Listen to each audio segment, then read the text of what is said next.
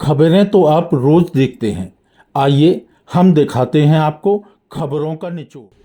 नमस्कार, मैं हूं अनिल शर्मा और आप देख रहे हैं अनिल शर्मा ऑफिशियल उरई निचोड़।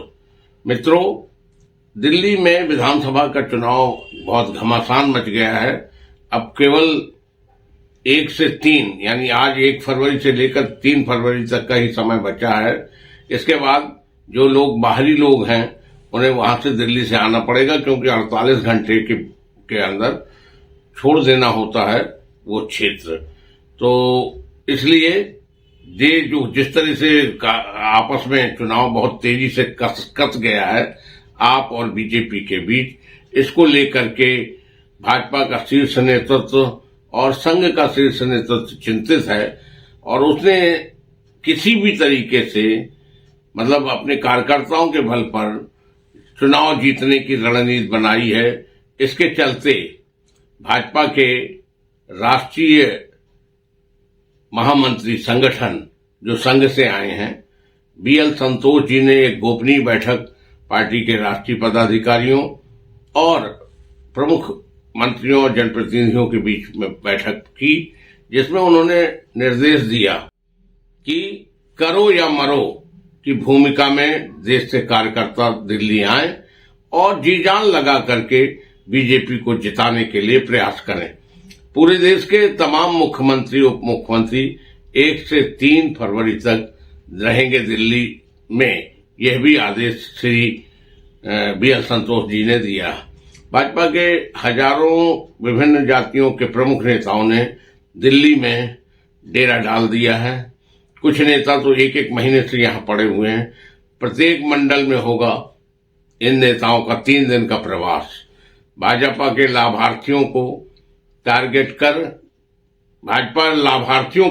कर केंद्र और राज्य शासित राज्यों की लाभकारी योजना की जानकारी देगी दिल्ली।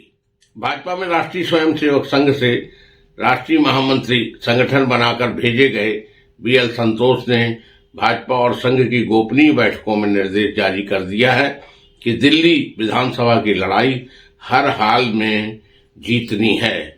उन्होंने कहा, कार्यकर्ताओं में जोश भरते हुए कहा कि वे करो या मरो की भूमिका में यहां आए। श्री संतोष के निर्देश पर उत्तर प्रदेश से जो मुख्यमंत्री योगी आदित्यनाथ, दोनों उप मुख्यमंत्री केशव प्रसाद मौर्य और डॉक्टर ब्रजेश पाठक दिल्ली पहुंच गए हैं। वे लगातार विधानसभाओं में सभाएं भी कर रहे हैं चुनावी, और वे वहां अब 1 से 3 तारीख तक रहेंगे। 3 दिन का प्रवास रहेगा। इसी तरह महाराष्ट्र के मुख्यमंत्री देवेंद्र फडणवीस, असम के मुख्यमंत्री हेमंत बिस्व शर्मा, उत्तराखंड के मुख्यमंत्री पुष्कर सिंह धामी, हरियाणा के मुख्यमंत्री नायब सिंह सैनी, मध्य प्रदेश के मुख्यमंत्री मोहन सिंह यादव, राजस्थान के मुख्यमंत्री भजन लाल शर्मा समेत कई राज्यों के मुख्यमंत्री दिल्ली में डेरा डाल चुके हैं। श्री संतोष ने केंद्रीय मंत्री और विभिन्न राज्यों के मंत्रियों की दिल्ली में 3 दिनों की ड्यूटी लगा दी है। बिहार के उप मुख्यमंत्री सम्राट चौधरी भी दिल्ली में डेरा डाले हुए हैं। इसके अलावा उन्होंने भाजपा के सभी सांसदों, राज्यसभा और लोकसभा, इसके अलावा मंत्रिपरिषद के सदस्यों, भाजपा के राष्ट्रीय महामंत्री विनोद तावड़े, राष्ट्रीय महामंत्री सुनील बंसल सहित भाजपा के राष्ट्रीय संगठन के पदाधिकारियों को भी 1 से 3 फरवरी तक दिल्ली में प्रवास करने के लिए तत्काल बुला लिया गया है। योजनाबद्ध रणनीति के तहत जातीय जनाधार वाले नेताओं की तैनाती उत्तर प्रदेश, मध्य प्रदेश, राजस्थान, हरियाणा और बिहार के विभिन्न प्रभावशाली नेताओं को भी दिल्ली बुलाया गया है। दिल्ली में विधानसभा में कुल 70 सीटें हैं और संगठनात्मक दृष्टि से एक मंडल में 3-3 विधानसभा क्षेत्रों में बांटा गया है, यानी 24 मंडलों में पूरी दिल्ली को विभाजित कर दिया गया है। प्रत्येक मुख्यमंत्री, मंत्री, पदाधिकारी को 1-1 मंडल की जिम्मेदारी दी गई, जहां उन्हें 3 दिन तक प्रवास करना होगा और उसी क्षेत्र में रात्रि निवास करना होगा। रणनीति ये है कि 10 से 15 व्यक्तियों का, मतदाताओं का एक ग्रुप उन्हें दिया जाएगा, जिसके साथ उन्हें 3 दिनों तक हर तरह से उनकी बातें सुनना है, उनकी समस्याएं जाननी है और उन्हें संतुष्ट करना है और उन्हें ये भी बताना है कि भविष्य में जब भाजपा सत्ता में आएगी तो उनके लिए क्या क्या करेगी। उनका उद्देश्य ये है कि मंत्री, सांसद और पार्टी पदाधिकारी अपने प्रवास के दौरान प्रत्यक्ष तौर पर मतदाताओं और उनके परिजनों से जनसंपर्क करें और जनसंपर्क अभियान को मजबूत करें।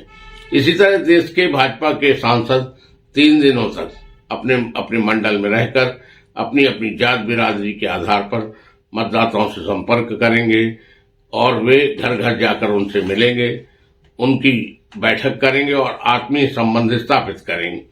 दक्षिण भारतीय मतदाताओं पर विशेष फोकस। दक्षिण भारतीय मतदाताओं के माध्यम से दिल्ली के दक्षिण भारतीय मतदाताओं को साधने की रणनीति बनाई गई है। दक्षिण भारतीय के नेताओं के तहत इसके तहत दिल्ली में रहने वाले आंध्र, तमिलनाडु, केरल, ओडिशा, पौंडीचेरी, कश्मीर के मतदाताओं को उनके प्रदेशों के भाजपा के प्रमुख नेताओं से वीडियो कॉल के माध्यम से बातचीत कराई जाएगी। इसके जरिए मतदाताओं को भाजपा के पक्ष में मतदान करने के लिए प्रेरित किया जाएगा। लाभार्थी मतदाता भाजपा के राडार पर।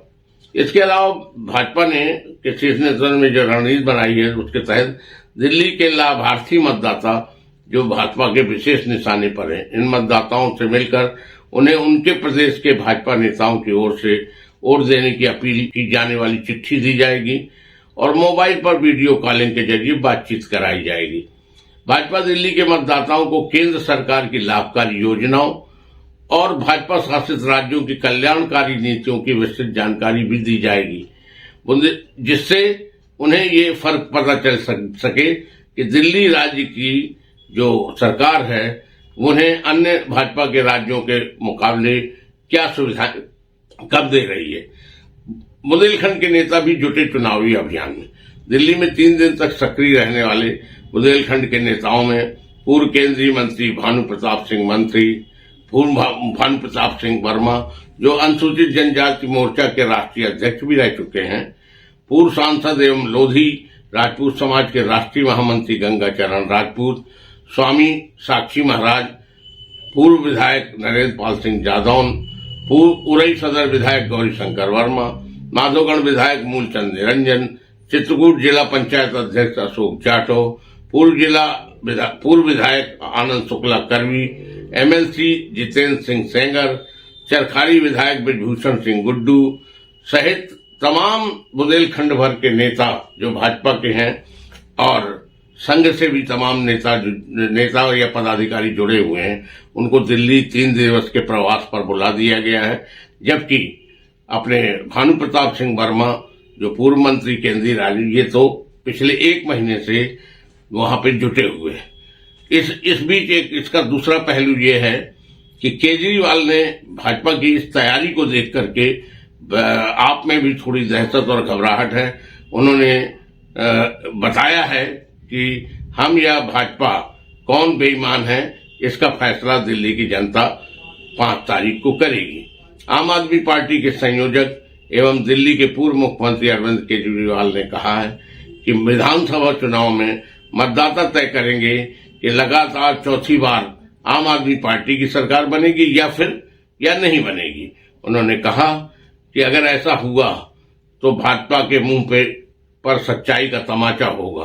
केजरीवाल ने कहा इस चुनाव में दिल्ली के मतदाता यह भी तय करेंगे कि आम आदमी पार्टी और भाजपा में से कौन बेईमान है, कौन सच्चा है।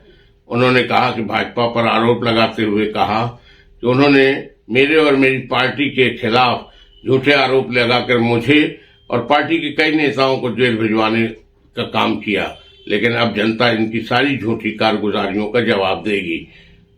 बहुत बहुत धन्यवाद।